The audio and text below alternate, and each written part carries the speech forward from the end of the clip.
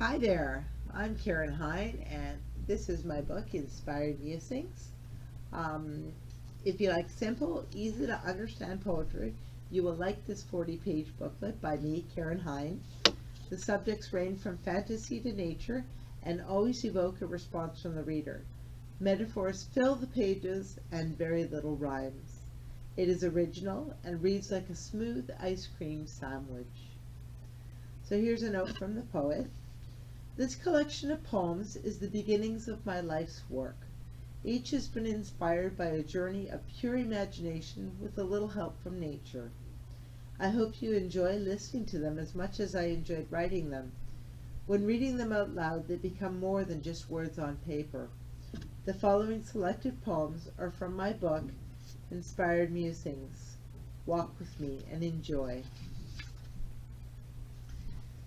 The first poem, I was out for a stroll at Burnaby Lake and it was inspired by nature. It was an active day for the creatures that day. I felt wonderful and tried to capture that in my poem. So here's the poem.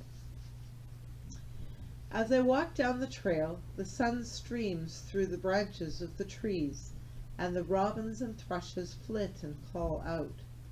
In a patch of sunlight lies a garden snake, which slithers slowly by into the underbrush as I walk by. A few minutes later, a little gray shrew pokes around in the sawdust with its little spoke of a nose. Wait! There's the old bird watching tower. You can see all across the lake from there. Over in a single tree is a flock of pigeons. They lazily coo quietly. The ducks have among them little ones here and there. At the end of the long walkway is the beaver's dam. As I lie on the dock, soaking up the rays of the sun, a great blue heron settles into the marsh nearby, and up in the sky soars the great bald eagle. What an invigorating day.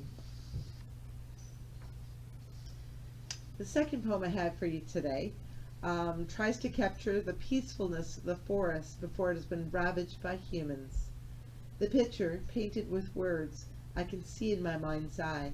That's how a lot of my poems can make the reader see the picture too. So here we go.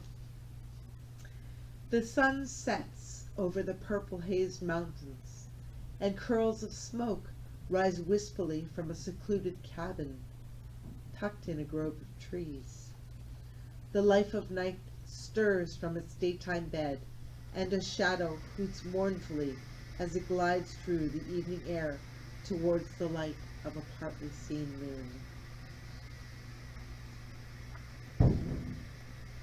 The third poem I have for you today tried to capture the passing of time.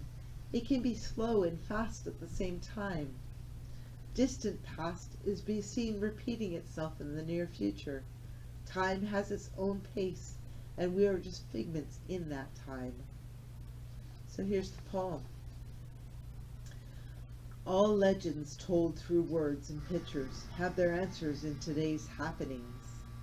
Tomorrow's thoughts have happened already and will cycle again into a new beginning. Time, never ending, ticks slowly onward in the songs of today. Okay, so this poem that I'm about to read has been a favorite of this book. I think it captures the last farewell of my cat. It's spiritual, and I think people can relate to it easily because everyone has lost someone. Dealing with death is always sad. So here we go.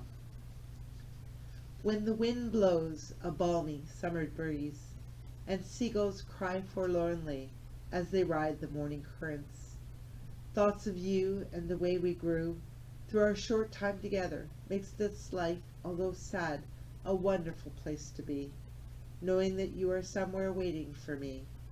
God has you in his hands.